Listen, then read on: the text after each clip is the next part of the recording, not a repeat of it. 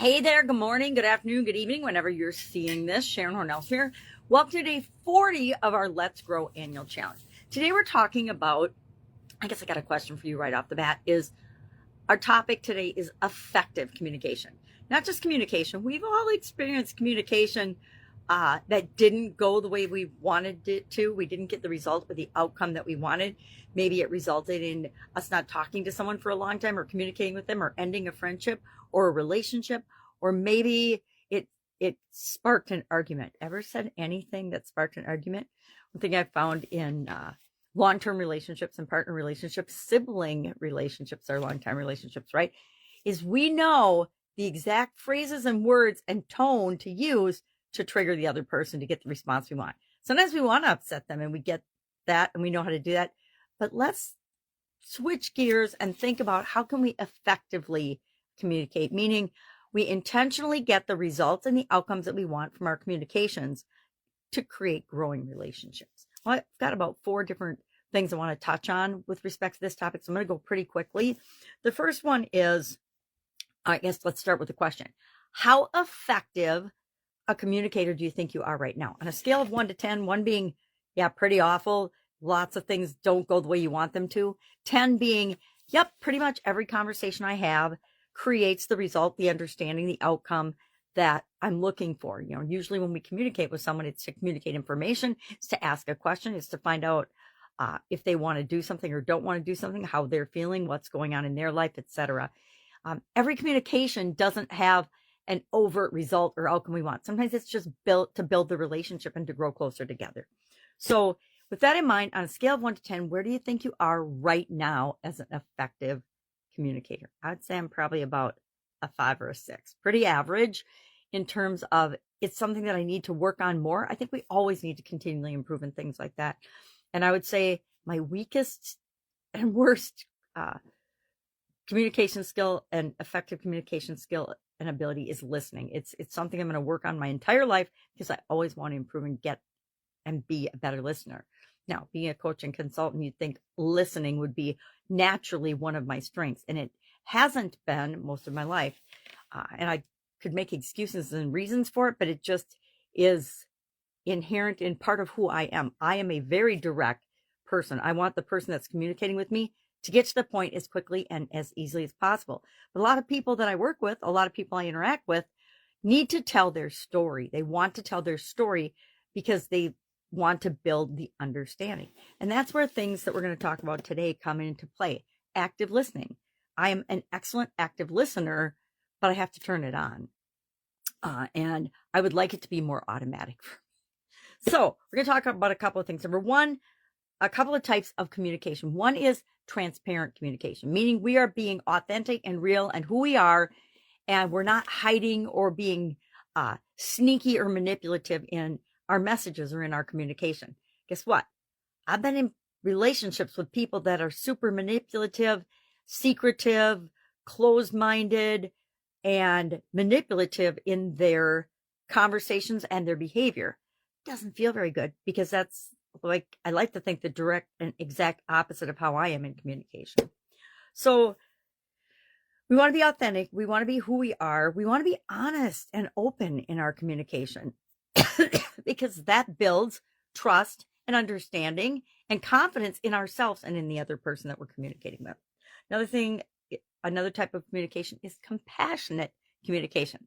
Are we communicating to understand and grow and build a relationship, increase trust and get closer together? Or are we communicating just to say what we want to say and to make ourselves feel better? Guess what? Sometimes we do that, right? Sometimes we want to tell our story and we want to be heard.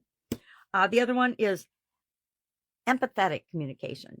Are you listening to understand? Are you communicating to understand?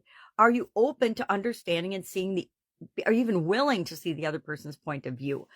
If not, it's probably not going to be a very positive or growth-oriented conversation or communication. And then finally, constructive feedback comes into play to foster growth, right?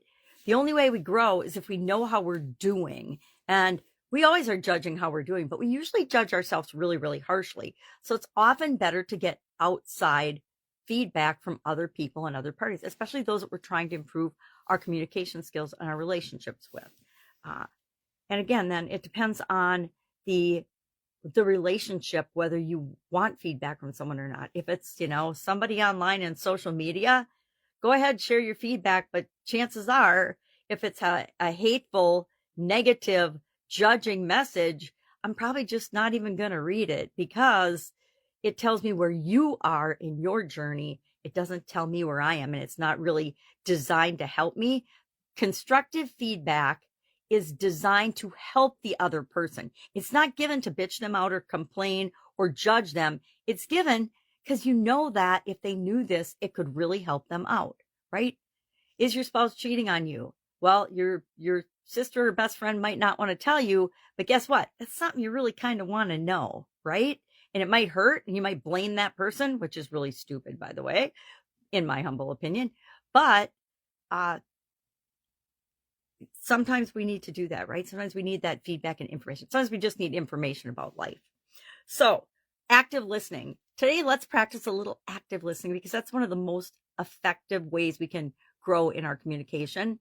And just as you go about your day today, practice one of these things that we've talked about in terms of effective communication. In one of your conversations, pay attention to how it's going, because we can do that. We can be in a conversation and on a higher level mentally be knowing what's going on and paying attention to it, so we can think about it after the conversation's over. No, I want you to be present in the conversation that you're having, but we can evaluate, and we should evaluate, our interchanges and interactions with other people at some points. We should reflect and review, well, how did that go? Did that conversation go the way I wanted it to go?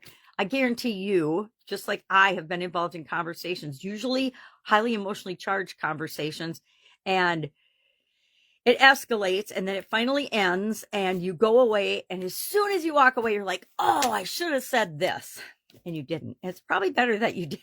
At least in my case, it's usually better that I didn't, because one thing that we can't do is take back things once we say them, right? It's not possible to do. All right, so on a scale of 1 to 10, how effective is your communication right now? And then pay attention today as you go about your day, and notice in your conversations, are you using effective communication strategies? Are you communicating with empathy? Are you willing to listen to the other person? Are you active listening? Are you asking questions? Do you really care about the communication? If you don't, cut yourself some slack. We do not have to be 100% invested in every communication that we have. That would be ridiculous. All right, that's it for today. Have an awesome day. Any questions? Hit me up as usual in Guide 2 of the Let's Grow Annual Challenge private Facebook group page. There's a write-up and a story for this. I can't remember whose story again. I'm sorry. I actually wrote my notes in my wrong notebook today, so I don't have it at my fingertips. But you'll see it. It's in Guide 2. And I think I did one about sisters, since that's what I was going through. Maybe I didn't. That was yesterday. Ignore me. Have an awesome day, and I'll, of course, be with you tomorrow. Bye.